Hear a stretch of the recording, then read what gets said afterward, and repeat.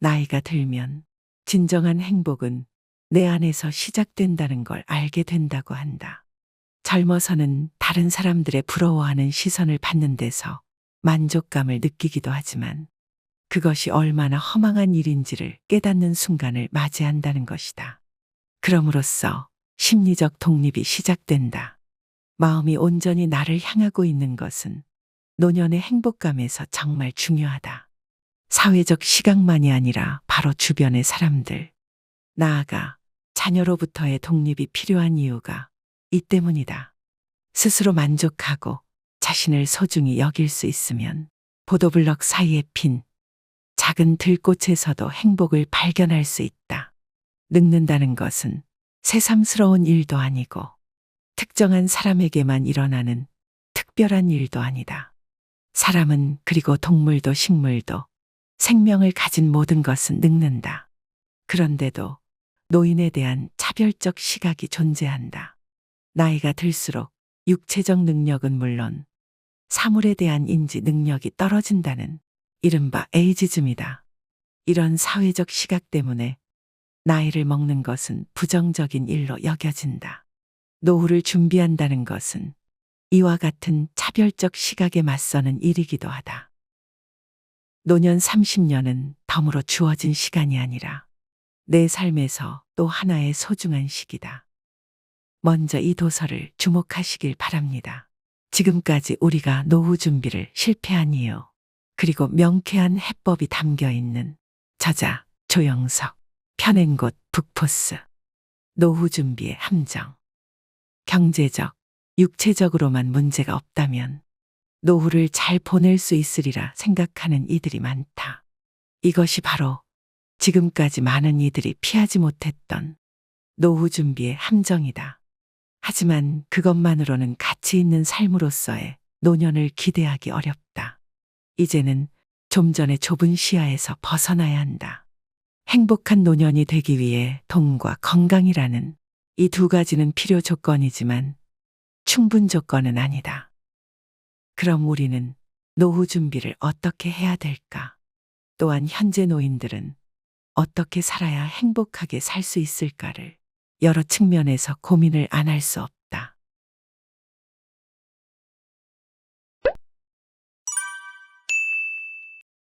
첫 번째, 노인에 대한 차별적 시각, 에이지즘. 밖으로 드러나지 않는 은밀한 이익을 위해 만들어진 개념 중에 싱글리즘, 에이지즘이 있는데, 싱글리즘은 가족주의를 절대적인 가치로 신봉하는 다수의 사람이 혼자 사는 사람에 대해 비칭으로 사용하는 용어다. 싱글에 대한 정확한 이해는 간데 없고 싱글을 바라보는 다수의 시각만 남아있다.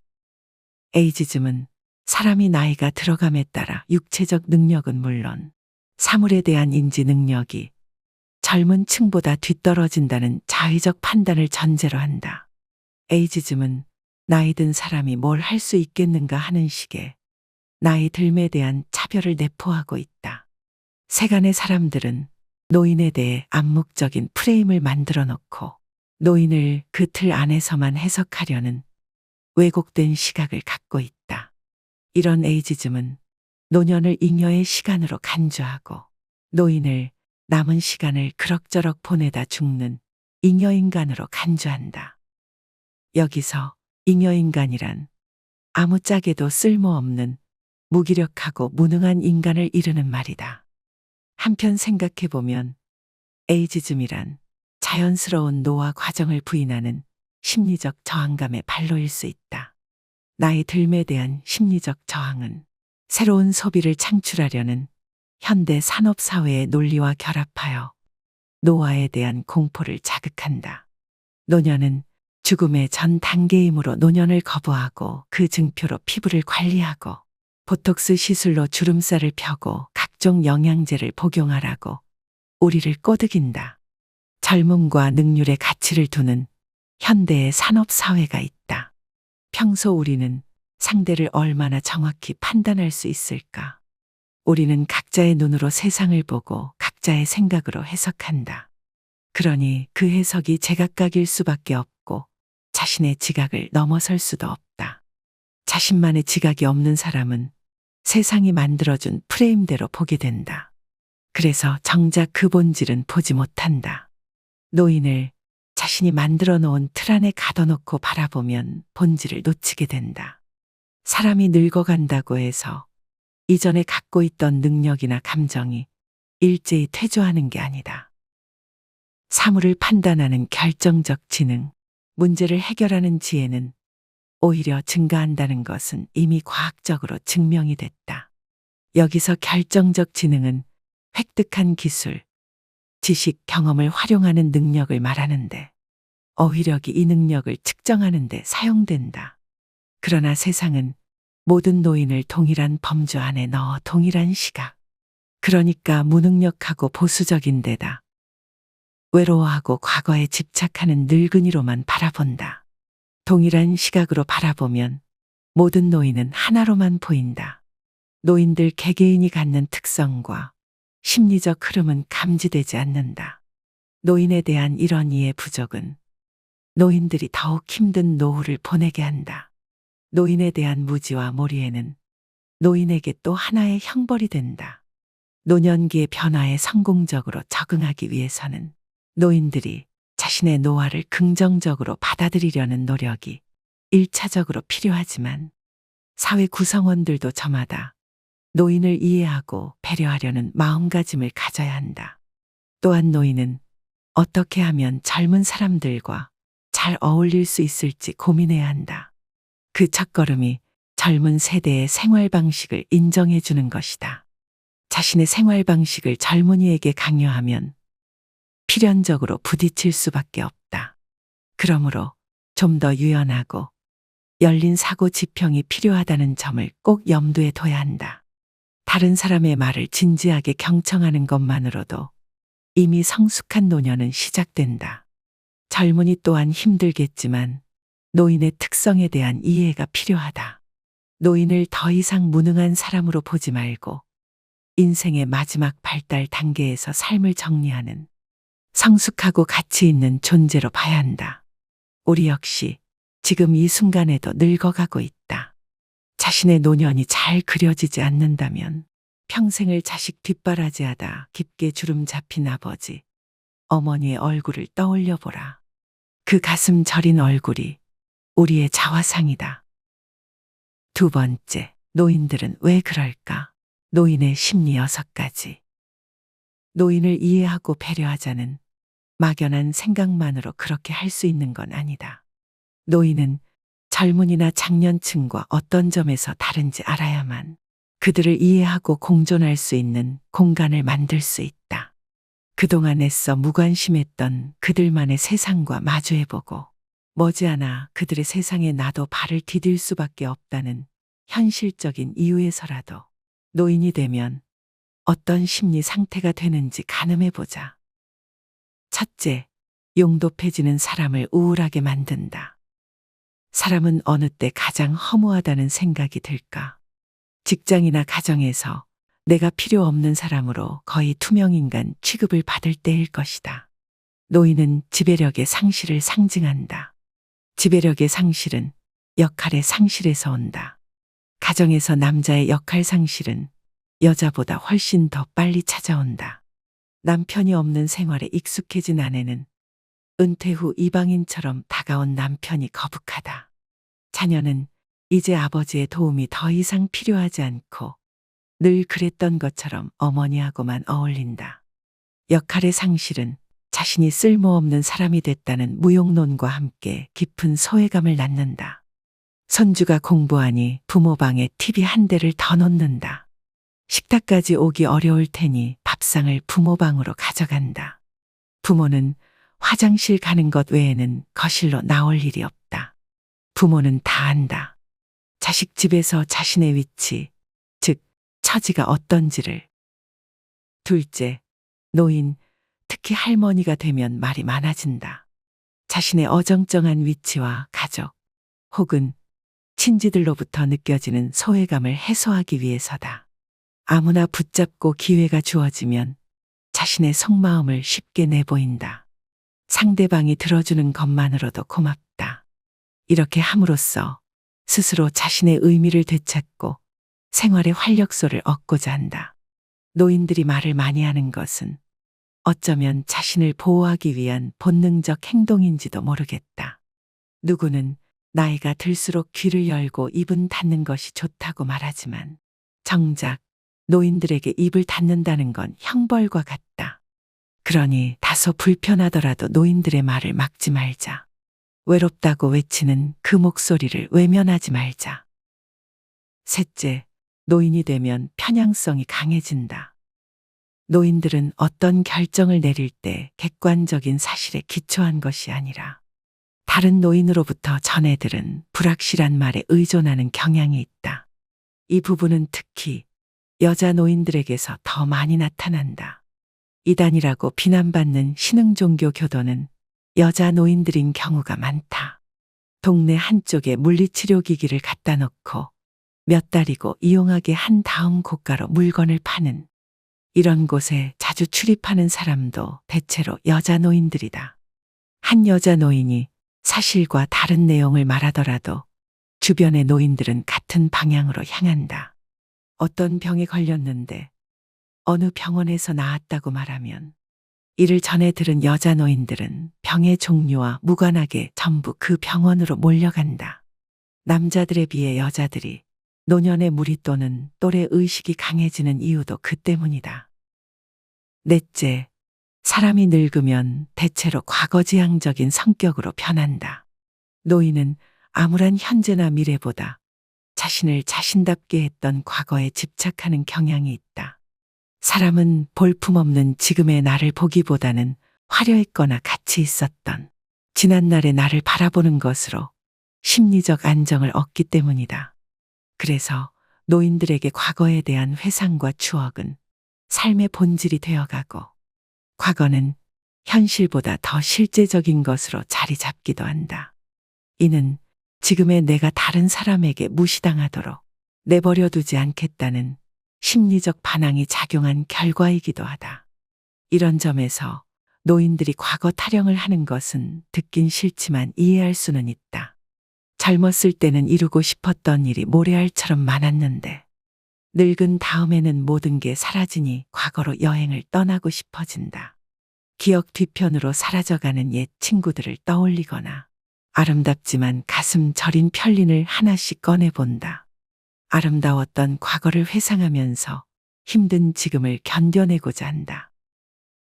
다섯째, 세상에 자신감이 없어지면 세상을 불안한 눈으로 본다. 내가 오랜 세월 경험한 것만 옳은 것이고 지금까지 경험했던 것이 아니면 믿을 수 없다. 그로서는 경험만이 유일한 해결책이다. 살 만큼 살았고 알 만큼 알고 있다. 그렇게 느낀다. 게다가 죽을 때가 다가온다고 생각하니 세상에 두려울 것도 별로 없다. 그래서 자신이 옳다고 생각한 것이 곧 옳은 것이다. 노인의 이런 경향성은 결국 아집으로 이어진다. 이런 경직성과 아집은 상대방에게는 말이 통하지 않는 노인으로 인식되고 다른 사람과의 관계를 해치는 결과를 가져온다. 특히 남자 노인은 다른 사람의 말을 듣고 자신의 견해를 바꾸는 것을 자신의 정체성 상실과 자존심 손상으로 간주하는 경우가 많다. 하루가 다르게 변해가는 세상, 그 세상에 맞춰 살고 있는 젊은이의 유연한 사고방식과 너무 다르다. 서로의 사고방식을 이해하지 못하면 서로 부딪히게 된다. 여섯째, 인식의 폭이 좁아진다. 사람이 늙으면 만나는 사람이 동네 친구나 복지관에서 만난 친구 정도로 제한된다.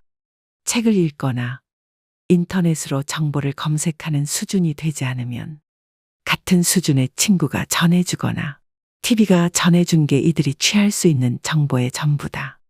취할 수 있는 정보가 제한되니 사고의 폭도 같이 좁아진다.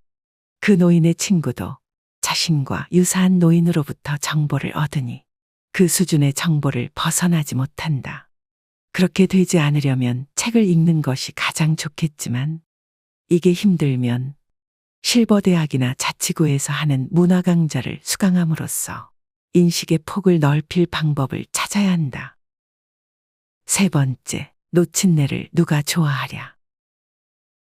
우리는 어떤 사람 또는 집단이 사리에 맞지 않는 행동을 할 때 그들을 깎아내리는 뜻으로 속어를 사용해 비난한다. 그래서 어느 집단에든 비칭이 있다. 벼슬아치, 장사치, 직돌이, 땡중, 하다못해 선생님도 선생질이라고 말한다. 그렇다면 노친네는 어떨까? 다음에 어학사전을 보면 노친네는 경상도와 평안도 방언으로 노파를 일컫는다고 풀이하고 있다. 노친네는 사전적 의미로는 늙은 여자를 지칭하는 말이지만 실제로는 남녀를 불문하고 늙은 사람을 비아냥거리는 뜻으로 쓰인다. 말하자면 노친네에는 곱지 않은 세간의 정서가 묻어 있는 것이다. 버스나 전철에서 젊은이가 자리를 양보하지 않는다는 이유로 짚고 있던 지팡이로 바닥을 내리치며 버릇없는 놈이라고 호통을 치는 할아버지. 젊은이는 나이에 눌려 결국 자리에서 일어나지만 이때 젊은이의 마음이 어떠냐고 물어볼 필요는 없다.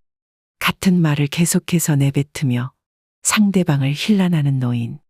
불평불만으로 말을 시작해 결국 불평불만으로 끝내는 노인. 산에서 술 먹고 놀다 귀가하는 전철에서도 계속 술을 마시는 노인. 지하철에서 라디오를 크게 틀어놓고 노래를 따라 부르는 노인.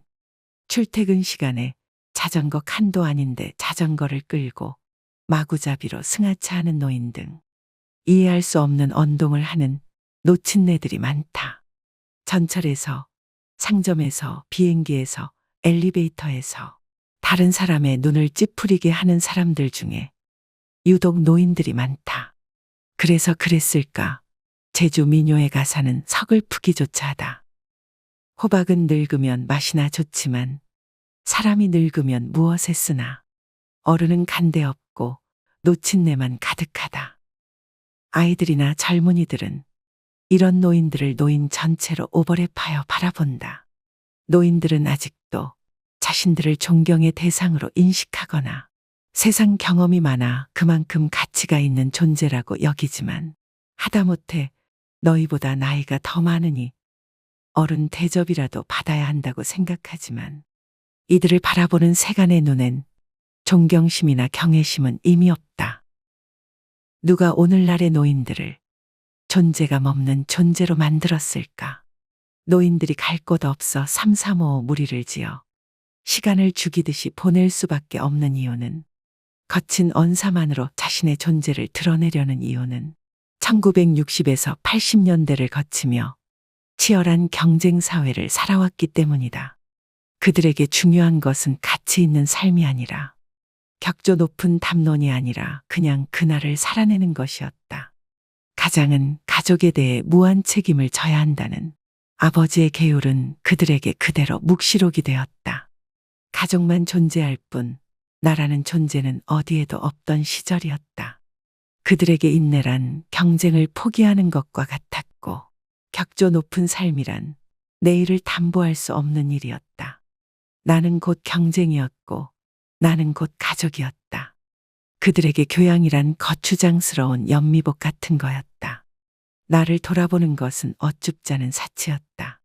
그렇지만 교양과 새로운 세계관으로 무장한 젊은이들에게 노인은 그냥 거친 노친네에 불과할 뿐이다. 오늘을 그런 모습으로 사는 노친네를 좋아할 사람은 없다. 젊은이는 과거 그들의 헌신과 땀을 기억하지 않는다. 네 번째, 성숙한 노인에게선 그윽한 향기가 난다. 나이에 맞는 아름다움이란 게 있을까? 젊은이에게 기품이 있는 모습은 어쩐지 생소하다. 노인이 팔팔하게 움직이면 눈에 띌 일이다. 젊은이는 젊은이답게 싱그러우며 노인은 나이 든 만큼 기품을 유지한다면 참으로 아름다운 일이다. 나이 들수록 마음속에 다른 사람을 따뜻한 마음으로 바라볼 수 있는 공간 하나를 만들면 좋지 않을까. AS 센터에 전화하면서 수고하시네요라고 먼저 인사를 건네는 게 그렇게도 어려울까. 길을 알려준 사람에게 진심으로 고맙다는 표정을 짓는 게 그렇게도 힘든 일일까. 노년의 아름다움이란 건 별거 아니다. 대단한 것을 원하는 게 아니다. 다른 사람보다 조금 더 따뜻한 마음을 가지면 된다. 그뿐이다. 그 따뜻한 마음은 그 사람의 기품으로 나타난다. 그래서 우리는 상대방이 불편해할까봐 자신의 선행을 애써 감추고 누구에게도 드러내지 않는 척핀이의 어머니와 그 영향을 받은 척핀이에게 진심으로 감사한다. 그런데 그런 공간 하나를 만들고 싶다고 해서 어느 날 갑자기 만들 수 있는 건 아니다. 어느 날 갑자기 착하게 살고 싶다고 해서 그렇게 사라지는 게 아니다. 착하게 사는 것도 따뜻한 마음을 갖는 것도 연습이 필요하다. 평생을 연습해야 노후에 기품 있는 삶을 살 수 있는 것이지. 늙어서 기품 있게 살겠다는 다짐만으로 그렇게 할 수는 없다. 오페라, 마농 레스코의 토대를 제공한 18세기 프랑스 작가 앙투안 프랑수아 프레보는 우리에게 좋은 관계를 유지하는 방법을 일러준다. 부부를 맺고 있는 고무줄이 오래 가려면 탄력이 좋은 고무로 만들어야 한다. 탄력성 좋은 고무줄은 부부간에만 필요한 것이 아니라 대인관계에서도 필요하다. 자신의 주장만 고집하는 일을 좋아할 사람은 없다. 내 생각과 다르더라도 다른 사람의 의견을 끝까지 경청하는, 귀찮거나 손해가 나는 일이라도 기꺼이 감수하는 그런 성숙한 사고가 기품 있는 노년을 만든다. 이런 사람에게는 언제나 그윽한 향기가 난다. 그런 향기가 나는 사람을 이웃으로 둔 사람한테도 역시 같은 향기가 난다. 나무는 갖은 풍상으로 만들어진 나이테로, 자라나는 돌로 유명한 루마니아 시골 마을의 트로반트는 예쁜 나이결로 자신의 과거를 우리에게 알려준다. 사람도 말과 행동을 통해 영광과 상처로 버무려진 과거를 우리에게 내보인다. 아름답게 성숙하게 예뻐 보이려는 노력이 비난을 받아서는 안 된다. 30년 전만 해도 남자 나이 30세가 넘어도 결혼을 못하고 있으면 집안에서는 거의 포기하다시피 했다. 50세가 되면 완전히 아저씨였고 나이 60세가 되면 할아버지였다. 지금과 같은 100세 시대에 과거 60세 기준의 패턴이 그대로 적용될 수 없는 건 당연하다. 종전 60대는 죽음을 목전에 두고 있을 나이지만 지금 60대는 앞으로도 40년은 더 살 수 있는 나이다. 그러니 지금 60대가 종전 60대와 똑같은 생각이나 행동을 해서는 안 된다는 것은 자명하다. 중년 또는 노년이 젊게 생각하고 건강이나 외모에 신경을 쓰는 것은 지극히 자연스럽다. 그러니까 60세를 넘겼다고 추레하게 살아서는 안 된다는 것이다. 노년이 되면 내면의 아름다움을 키우라고 말한다. 얼마나 멋있는 말인가. 내면의 아름다움. 사람은 다른 사람에게 인정받고 드러나 보이고 싶다는 기본적인 욕망이 있다. 이 욕망은 첫인상을 매개로 구현된다. 인지심리학자들에 따르면 모르는 사람에 대한 첫인상은 5초 안에 결정된다고 한다. 5초 안에 저 여성 혹은 남성에게 애프터를 신청할 것인지 말 것인지 결정한다는 의미다. 캘리포니아 대학교 심리학과 앨버트 메라비언 교수는 침묵의 메시지에서 상대방의 인상을 판단하는데 시각이 55%, 청각이 38%, 언어가 7%를 차지한다고 했다. 그러니까 옷차림이나 표정, 자세, 몸짓, 헤어스타일, 목소리의 톤이나 음색, 말의 내용 등으로 상대방에 대한 첫인상이 결정된다는 것이다. 이를 메라비언의 법칙이라고 한다. 시각과 청각으로 첫인상의 90% 이상이 결정된다고 하니 첫인상이란 대단히 직관적이다. 직관적 첫인상은 선택으로 보상받는다. 시각적 우월성은 외모지상주의와 결합했고 이 시각적 우월성에 대한 선호는 외모를 중요한 경쟁력의 하나가 되게 했다. 이로써 내면의 아름다움이란 말은 공허한 메아리가 돼버렸다. 이처럼 시각적 또는 청각적 감각에 의한 판단은 직관적이어서 시간과 노력이 그다지 필요하지 않다. 이에 비해 내면의 아름다움은 밖으로 잘 드러나지 않는 법이니 이를 판단하는 데는 많은 시간과 노력이 필요하다. 사람들이 외향적인 것에 더 집중하는 이유다. 그렇다면 이런 외향적인 것에 대한 선호는 어떻게 나타날까? 젊은이에게 주어진 과제는 선택의 문제이고 중년 이후의 세대에게 주어진 과제는 지속의 문제다. 예를 들어 젊은이는 배우자를 선택하거나 배우자로 선택받는 문제가 있다. 젊은이에게 선택의 문제는 시각과 청각의 우월성에 근거한 경우가 많다는 점을 고려하면 메라비언의 법칙은 그대로 들어맞는다.